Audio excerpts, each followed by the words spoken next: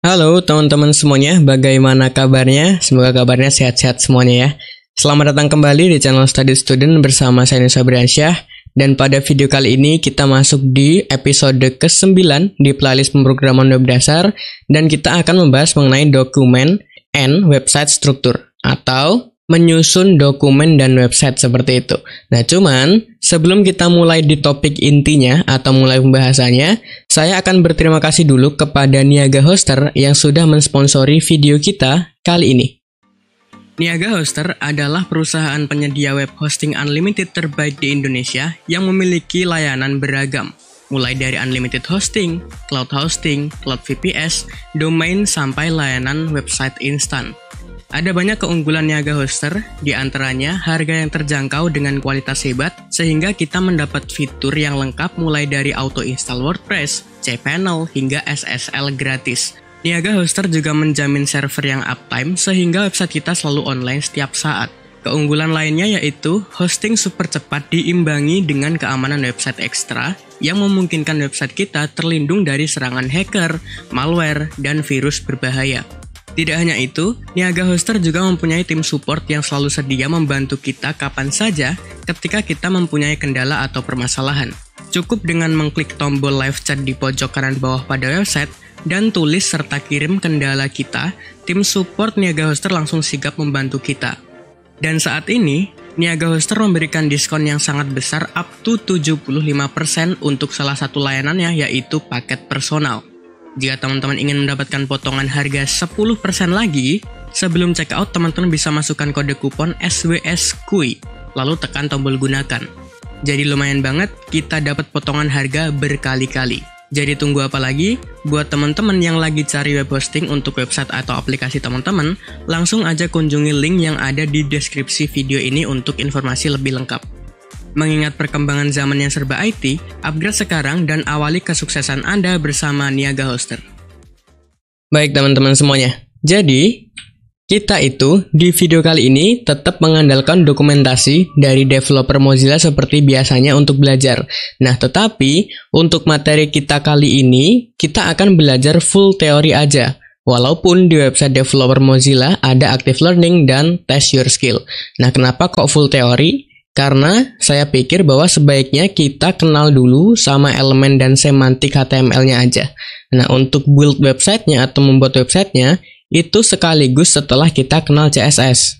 Nah, di developer Mozilla juga kan dikasih contoh website sederhana, tapi pakai CSS. Teman-teman bisa cek ya. Nah, problem kita itu kita belum kenal CSS. Walaupun di developer Mozilla, tepatnya belajar tentang document and website struktur ini, ada contoh website sederhana. Nah, tapi dia pakai CSS. Nah, kita belum kenal CSS. Jadi nanti malah ngambang pikirannya. Nah, jadi saya sudah rangkum ke dalam slide poin-poin pentingnya untuk kita belajar document and website struktur ini. Nah, kita belajar di slide ini karena di website developer Mozilla, penjelasannya terlalu teknikal menurut saya dan agak susah untuk dipahami. Nah, tapi kalau teman-teman mau belajar lewat website developer Mozilla atau bahkan di source lain juga dipersilahkan. Begitu teman-teman semuanya.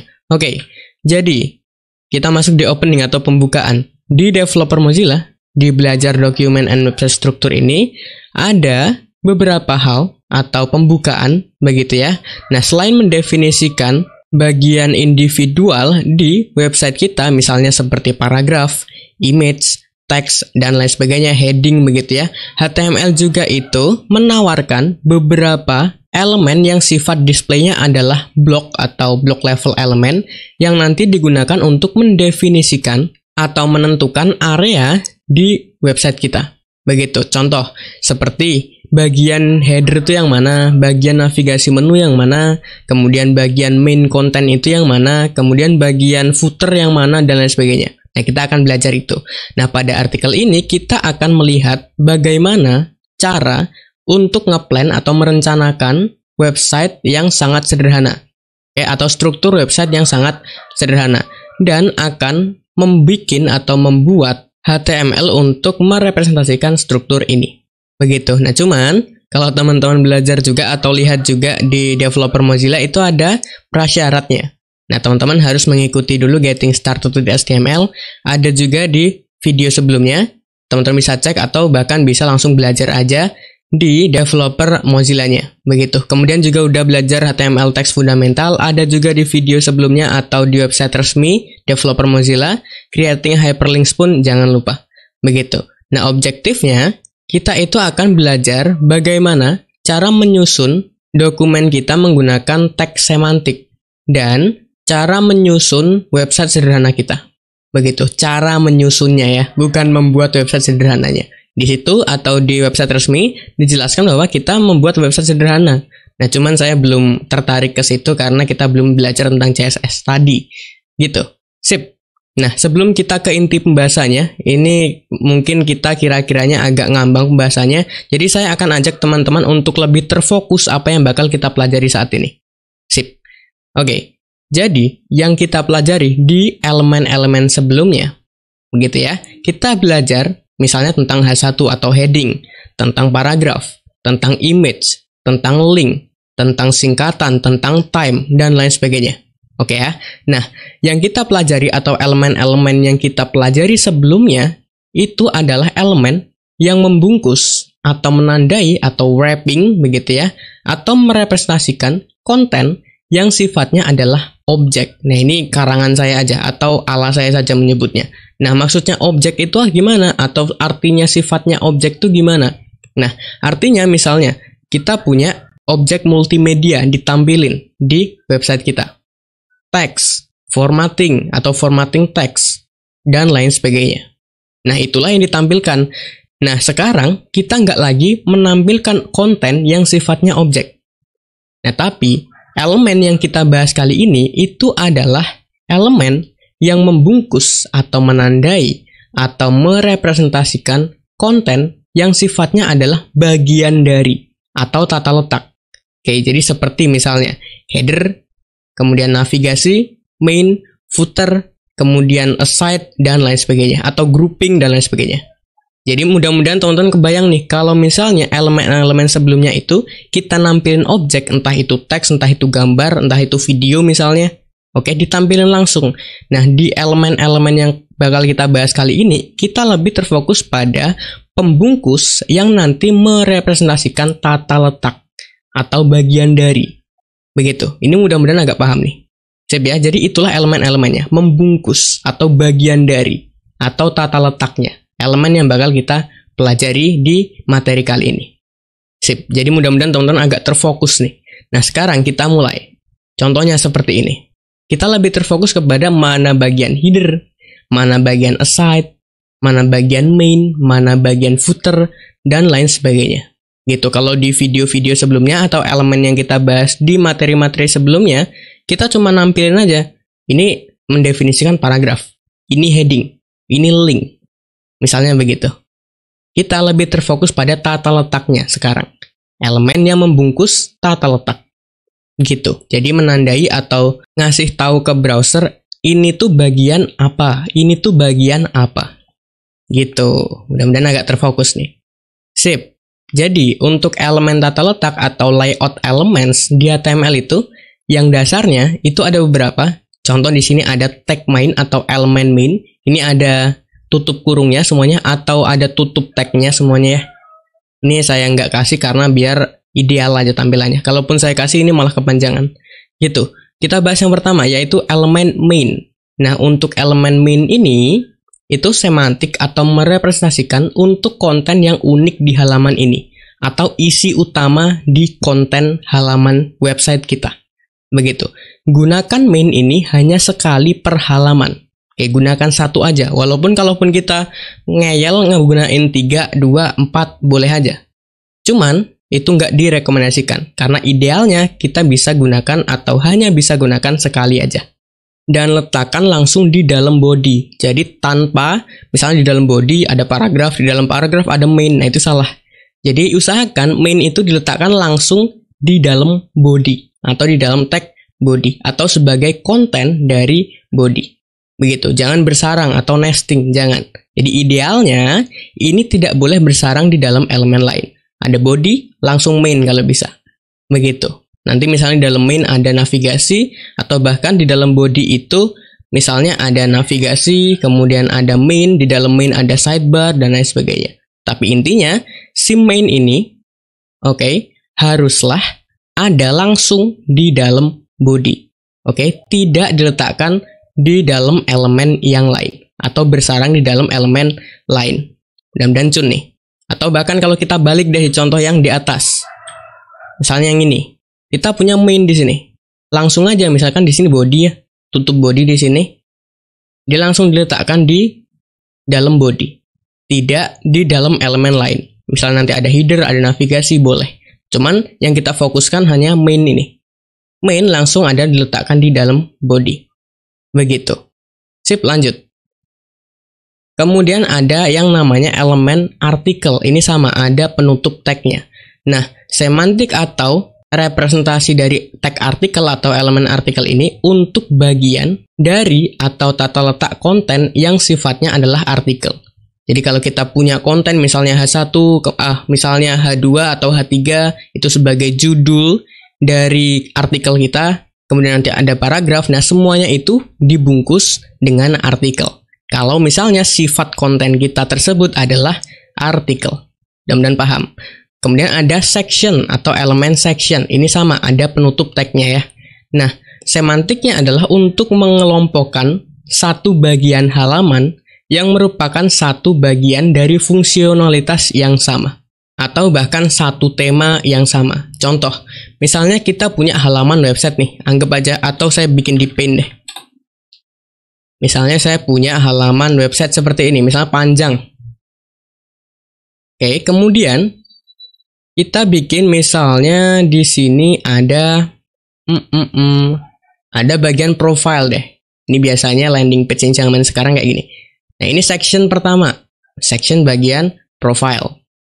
Kemudian, kita punya section bagian galeri misalnya.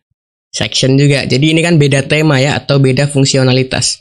Kemudian nih, kita tambahin lagi, di sini misalnya, bagian kontak misalnya, boleh. Jadi ini merepresentasikan tema yang berbeda atau mengelompokkan tema yang berbeda. Jadi dalam satu section, itu haruslah temanya sama. Begitu. Jadi dengan section, kita bisa membedakan beberapa tema atau beberapa fungsionalitas. Situ, section. Sifatnya juga blok kok. Nah, kemudian ada aside atau elemen aside. Nah, di sini ada tag penutupnya juga ya. Semantiknya adalah berisikan konten yang tidak terkait langsung dengan konten utama, tetapi dapat memberikan informasi tambahan yang terkait secara tidak langsung. Contoh, kayak misalnya yang kita balik ke sini, ada related ya, di sini. Jadi ini tidak berkesinambungan dengan konten utama, cuman sebagai info tambahan aja. Siapa tahu tuh, si user ingin mengklik hal yang mirip-mirip. Misalnya kita punya di sini, judulnya atau judul artikelnya adalah pertandingan bola, apa gitu. Nah, di sini ada relate-nya. Atau yang mungkin sama, pertandingan bola, cuman artikelnya beda. Nah, itu boleh. Nah, itu adalah tag atau elemen aside. Kita balik di sini. Ada bagian nav atau elemen nav. Nah, ini ada tag penutupnya juga ya. Semantiknya adalah berisi fungsi navigasi utama untuk halaman. Ya, jadi kalau teman-teman pernah lihat atau bahkan sering lihat halaman website yang misalnya di pojoknya atau di atas itu ada home, ada profile, kemudian ada about gitu ya. Nah, itu navigasi namanya. Jadi mau kita berpindah-pindah ke halaman dan biasanya navigasi itu di setiap halaman ada. Gitu. Itu adalah elemen navigasi. Fungsinya adalah atau isinya adalah berisi fungsi navigasi utama untuk halaman web kita. Gitu. Sip, ada beberapa link yang ngarah ke mana gitu. Secara kasar. Nah, kemudian ada elemen footer. Nah, footer ini merepresentasikan sekelompok konten akhir untuk sebuah halaman. Di akhirnya. Bisa kontak saya di sini, kemudian sosmed saya itu ada di sini. Kemudian ini copyright-nya apa dan lain sebagainya. Itu ada di footer. Contohnya, kita bisa back lagi ke sini. Nah, ini footer. Jadi kalau kita review ini, kita udah tahu tadi, ini adalah header, misalnya, ini adalah navigasi, kan gitu ya. Kemudian ini adalah main, ini adalah aside, ini adalah footer. sectionnya mana? Nah, kebetulan section nggak ada di sini. Gitu. Tapi kita bisa gunakan kalau kita emang membutuhkan. Begitu. Dan inilah layout elemen di HTML yang punya semantik. Ada juga pembungkus yang tidak mempunyai semantik. Contoh, ada div dan ada span. Nah, div itu level displaynya adalah block, dan span itu level displaynya adalah inline. Nah, siapa tahu kita itu tidak menemukan elemen semantik yang ideal untuk mengelompokkan beberapa item bersama-sama untuk membungkus beberapa konten. Karena ada situasi seperti itu. Ini kayaknya artikel tapi bukan. Ini kayaknya produk tapi mau dimasukin artikel kok nggak matching misalnya kan begitu ya. Nah, itu nggak apa-apa. Karena di HTML punya pembungkus lain yang tidak mempunyai semantik. Nah, kita tinggal pilih si elemen kita itu atau elemen yang ditempatkan di pembungkus itu mau kita jadikan levelnya block atau inline. Nah, kalau inline lebih proper untuk menggunakan span. Kalau block lebih proper untuk menggunakan div. Sip, di sini ada paragraf. Nah, span itu sifatnya kan inline ya. Teman-teman pasti udah tahu tuh inline. Nah, biasanya span itu digunakan untuk menyisipkan teks. Jadi kontennya tuh ada teksnya. Konten di span itu biasanya teks. Nah, teks itu biasanya disisipkan di paragraf atau di elemen lain. Supaya bisa menjadi pembeda. Nah, nanti si span ini bisa kita styling menggunakan CSS. Si div juga bisa. Begitu. Kemudian nih, misalnya di sini ada contoh untuk div itu mempunyai kelas shopping cart. Nah, ini temanya adalah shopping cart begitu. Nah, ini kan shopping cart kalau mau dimasukin ke artikel enggak juga deh gitu. Kalau mau dimasukin di main enggak cuman satu karena ya kan ada beberapa banyak barang yang kita check out gitu misalnya. Nah, itu kan kita ngerasa nggak masuk akal ketika dimasukin di artikel ataupun di main atau bahkan di section. Kan nggak masuk akal begitu. Karena kalaupun section juga, section kan masing-masing section harus mempunyai tema yang berbeda. Begitu. Nah, shopping cart itu kan temanya sama gitu. Temanya sama. Masa ya kita mau bikin beberapa section dengan tema yang sama tapi banyak gitu. Kan nggak masuk akal. Makanya kita perlu misalnya div. Karena dia nggak mempunyai semantik. Begitu. Jadi kalau teman-teman itu menemukan situasi di mana tidak menemukan elemen semantik yang ideal untuk mengelompokkan konten teman-teman secara bersama-sama atau membungkus beberapa kontennya, teman-teman bisa pilih antara dan bedakan juga teman-teman itu mau pilih levelnya block atau inline. Kalau block itu lebih ke div atau lebih proper ke div. Kalau inline itu lebih proper ke span. Nah, tapi ingat span ini biasanya digunakan untuk elemen yang berisikan konten teks aja atau bahkan span ini biasanya digunakan untuk icon doang. Gitu. Sip ya, itu adalah pembungkus yang punya semantik dan non semantik.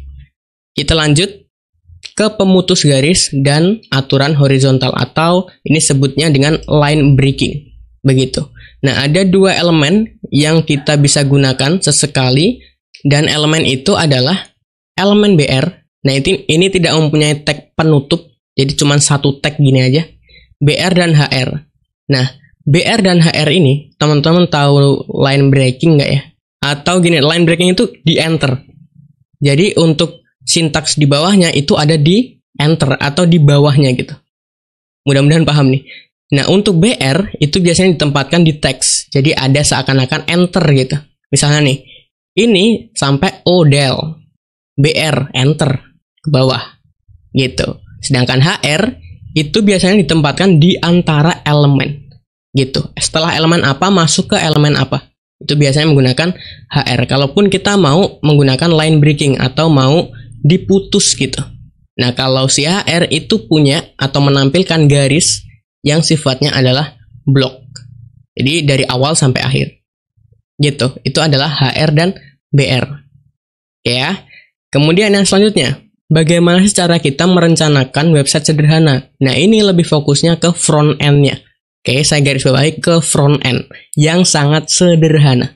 Begitu. Mungkin kalau teman-teman nge-build sebuah website yang penuh dengan fungsionalitas dan teknologi, ya ini kurang masuk akal gitu. Tapi ini adalah gambaran kasarnya kalau website kita sangat sederhana.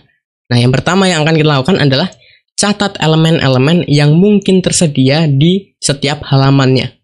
Misalnya nih, di sini common to every page gitu ya. di setiap halaman kita mungkin itu terdapat title dan logo. Mungkin ada navigasi, ada title, ada logo, menunya gitu ya, di setiap halaman. Di setiap halaman juga misalnya, ini tulisan programmer banget sih ini. Udah lupa cara nulis kayaknya. Ada footer misalnya ya. Di footer itu atau footer itu mungkin tersedia di semua halaman. Misalnya, jadi kita untuk tahap pertama mencatat elemen-elemen yang mungkin tersedia di setiap halaman. Setiap halaman pasti ada elemen tersebut. Begitu. Sip ya, di sini contohnya di website sederhana ada header sama footer dan dijelaskan juga di header ada apa aja elemennya. Di footer ada apa aja gitu. Misalnya di sini nih, di footer ada contact details, misalnya ada copyright gitu ya. Kemudian ada terms, condition, kemudian site language atau pilihan bahasa di website, kemudian accessibility policy. Widih, saya bisa baca dong. Wih, mirip sama tulisan saya berarti. Yang kedua, setelah kita tadi membuat atau menulis elemen-elemen yang mungkin tersedia di setiap halaman, yang kedua, kita gambar sketsa kasarnya atau bahasa kerennya ini adalah wireframe. Gitu, dari struktur di setiap halaman. Dan perhatikan juga apa yang akan terjadi atau apa yang akan menjadi di setiap halaman. Misalnya kita punya header, punya main content, punya footer, gambaran aja kasarnya, bentuk website kita. Gitu. Kemudian nih, misalnya kita punya si sidebar, itu ada apa aja gitu. Ada sidebar 1 atau sidebar 2, dan lain sebagainya. Gambaran kasarnya. Kemudian, yang ketiga apa? Nah, yang ketiga, itu lakukan brainstorming. Atau brainstorming ini, kalau teman-teman belum tahu, itu memecahkan berbagai masalah dan menghasilkan beragam ide baru sebanyak mungkin. Nah, ini biasanya dilakukan oleh orang-orang yang melakukan analisis terlebih dahulu. Contoh kayak UI UX gitu. Lebih condong ke UX sih, gitu. Karena di situ ada metodologi lah, dan di metodologi ada Scrum, ada design sprint, design thinking, dan lain sebagainya. Ini tuh urusannya dia lah, gitu. Nah, semua konten lain yang ingin kita miliki di website kita. Nah, intinya gini, di brainstorming itu kita akan memecah konten kita menjadi beberapa fungsionalitas yang nanti kita itu bisa mendapatkan ide baru. Gitu, contoh.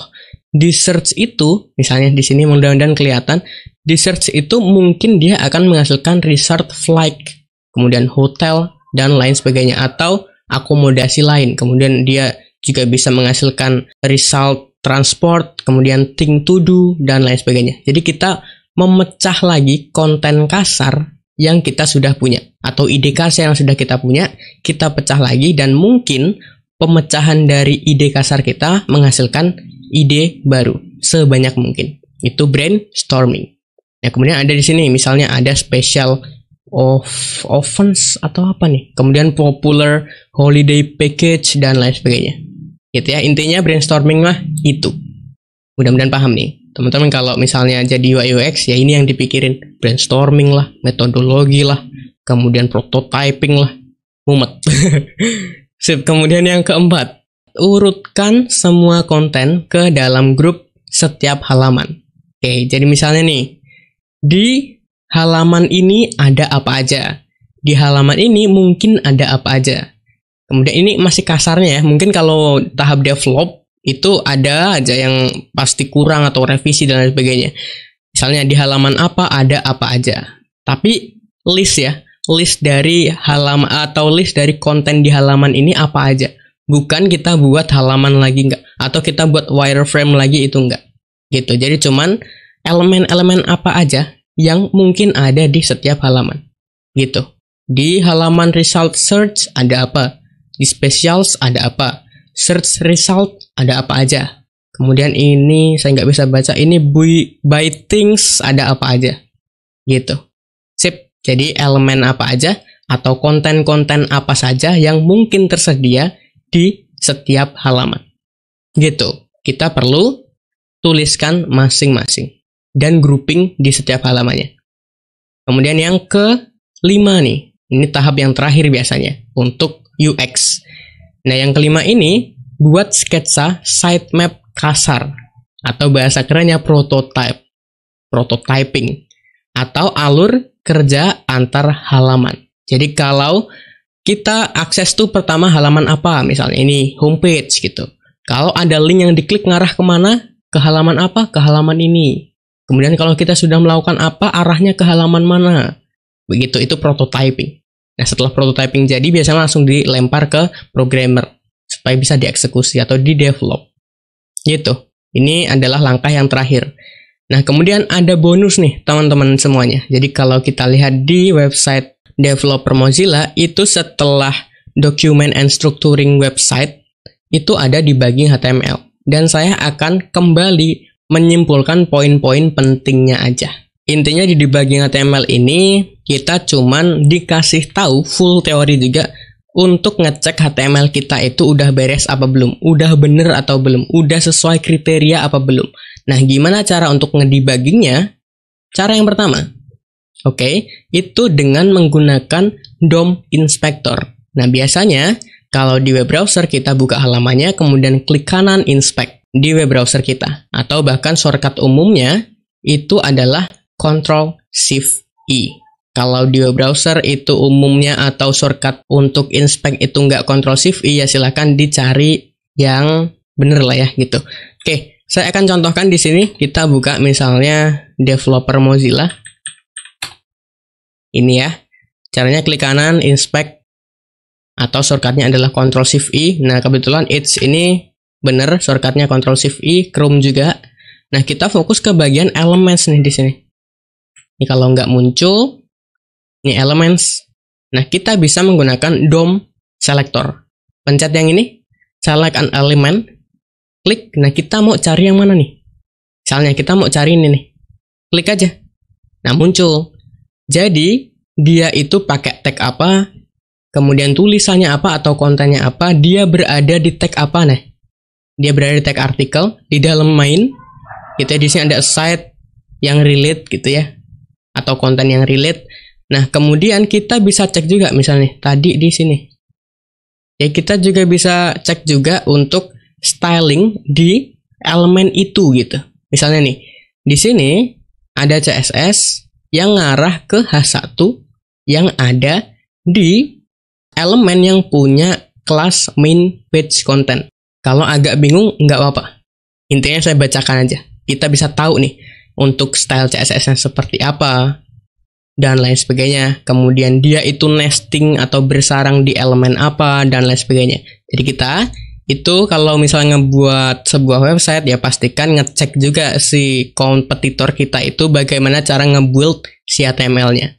Nah, itu adalah cara yang pertama, teman-teman semuanya. Atau bahkan di sini juga di bagian elemen itu kita bisa tahu dia nge-link CSS-nya kemana, kemudian atur metadatanya seperti apa, gitu ya. Jadi kita tahu SEO-nya seperti apa atau search engine-nya seperti apa. Dia menggunakan JavaScript, script-nya bagaimana.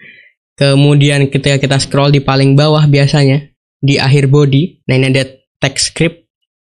Ya, kita bisa cek juga script-nya tuh. JavaScript ya, script JavaScript kita bisa cek juga. Dan lain sebagainya yang urusannya tentang front end. Begitu, itulah menggunakan, kalau kita menggunakan DOM Inspector di web browser kita. Kemudian cara yang kedua, ini yang lebih keren, menggunakan validator W3C atau W3. Nah, W3 ini atau W3C itu adalah sebuah perusahaan yang punya standar website. Jadi kalaupun nih, misalnya kita mau ngebuat atau kita merumuskan sebuah ide baru yang sangat fantastik gitu misalnya. Oh, saya mau mengusulkan ada elemen yang langsung mencakup map gitu misalnya. Ya kita harus store dulu ke organisasi W3C ini. Boleh nggak? Valid nggak nih? Gitu. Karena inilah yang merestui atau membuat standar untuk website atau untuk membuat bahasa website. Begitu. Nah, kita akan memvalidasi sebuah website. Jadi kita bisa search aja linknya atau URL-nya atau website address-nya validator.w3.org. Oke, misalnya validator.w3.org. Ini adalah websitenya. Oke, coba nih kita akan ngetes si website ini di si developer Mozilla ini bener nggak front end-nya. Paste saja di bagian address. Sip ya di sini, kemudian klik cek. Kita tunggu sebentar. Nah tuh, bahkan sekelas developer Mozilla aja pasti ada errornya, ada warningnya, dan lain sebagainya lah. Gitu. Atau bahkan, coba nih kita cek di sini detik.com deh. Cek. Nah, pasti ada, nggak mungkin sempurna. Kalau sempurna hebat banget. Begitu, pasti ada errornya, ada fatal errornya, ada warningnya gitu. Dan lain sebagainya. Sip ya, itu adalah cara yang kedua, menggunakan validator dari W3C. Kemudian yang ketiga, nah ini fokus ke bagian backend dan teknologi. Nah kita bisa menggunakan, oh ya, dan ini yang saya tambahkan di materi kali ini, kalau di developer Mozilla nggak ada, cuman saya tambahkan aja. Menggunakan website yang namanya buildwith. Oke, kita bisa cek aja di sini. buildwith.com. buildwith.com. Kita coba masih sama. Kita akan ngecek yang ini, coba aja copy. Oh, nggak ada ya. Kita kayaknya salah deh. buildwith.com. Mau saya search aja. Ini loh. Buildwith. Oh, pakai T. Oh iya, sorry. Pakai T, sorry. Buildwith gitu. Coba kita paste si website address dari sini. Copy aja, paste, lookup. Nah, kita bakal dikasih tahu untuk profile teknologinya ada apa aja tuh di website itu. Misalnya dia pakai analytic tracking, speed curve, pakai widget atau font dari Google Font, pakai text random, lorem ipsum, kemudian language-nya ada apa aja, dan lain sebagainya. Ini adalah teknologi yang ada di website developer Mozilla. Kita bisa cek dengan website yang namanya buildwith.com. Begitu. Sip, kemudian ada detail teknologi profile, metadata, dan lain sebagainya. Nah, ini sebenarnya adalah salah satu cara untuk ngecek kompetitor kita. Gitu, kalau teman-teman itu membuat sebuah website, ya pastikan kita tahu URL atau kompetitor kita siapa, copy URL-nya, kalaupun dia website ya sifatnya, paste di sini, kita cari tahu tuh, dia pakai teknologi apa aja. Begitu. Misalnya detik.com ya, misalnya. Karena saya kepo juga. Back aja. Oke. https www.detik.com. Biar teman-teman kalau mau ngebuat sebuah berita tahu kompetitornya gitu. Ada captcha dong. Oke. Jadi untuk analytic and tracking dia pakai Alexa, Hotjar, Google Optimize, Nielsen. Tahu teknologi ini? Tidak ya? Waduh, kita sangat jadul sekali, bos. Google Analytics lah, double click vote like. Keren banget. Boleh lah, sip. Gitu. Oke, teman-teman semuanya. Jadi kita udah belajar poin-poin penting di dokumen and website struktur, dan kita juga sudah membahas bagaimana cara kita ngedebugging sebuah website yang fokusnya tadi ke front end. Sedangkan yang saya tambahkan ini menggunakan buildwith itu fokusnya ke back end-nya. Ingat, bukan database-nya. Itu karena database nggak mungkin sangat riskan ketika ditampilkan lah. Gitu, hanya terfokus ke teknologi apa aja yang di-include-kan ke dalam sistem website tersebut. Oke, jadi itu aja. Di website itu ternyata ada bagian-bagian yang juga sudah didefinisikan oleh tag yang bersangkutan. Jadi saya rasa itu aja ya untuk video kali ini. Dan di video selanjutnya, kita akan mulai ngebahas tentang multimedia and embedding. Lebih terfokusnya kepada image in HTML. Oke, jadi saya rasa itu aja untuk video kali ini. Mudah-mudahan videonya menyenangkan. Mudah-mudahan videonya bermanfaat. Teman-teman juga paham. Dan kita akan ketemu lagi di video selanjutnya untuk membahas image in HTML. Jadi saya rasa itu aja untuk video kali ini. Saya Nisa Briansyah pamit. Saya ucapkan thank you. Terima kasih. Keep learning and keep spirits.